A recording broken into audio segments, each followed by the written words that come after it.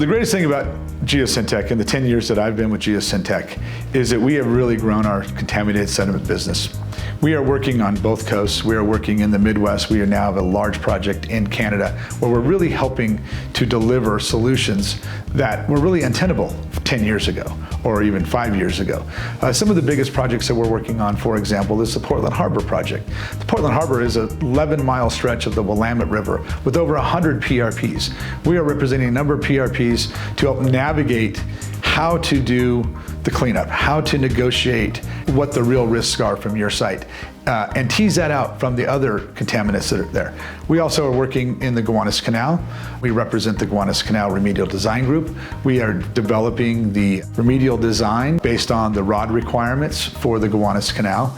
We have a very large project in Waterfront, Toronto, for example. Waterfront, Toronto is a different kind of project where we're actually removing contaminated upland material to create a new connection to the river, to bring in flood protection, to bring in a connectivity, and ultimately Waterfront Toronto will be a place where people go as a park, where people can interact with the river, and where there'll be condos all around the new development.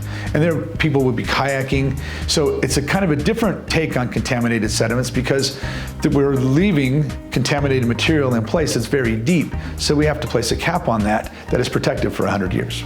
The greatest thing about Geosyntec is that, we're relatively new to the sediment market, for example. It's been really about 10, 12 years since we started with Berries Creek, for example, that we have really taken off. And we're working on some of the largest, most complex project throughout the United States and actually in Canada now.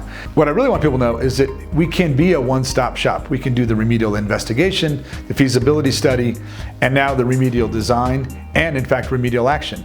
Right now we're working on 2 projects that are actually in remediation. We're doing some dredging work, we're doing some capping work, and we're overseeing as the engineer of record the contractors and what they're doing and protecting the interests of not only the design but of our clients. And also making sure that it's done correctly so that the EPA, the state regulatory agencies, can sign off that it was done correctly.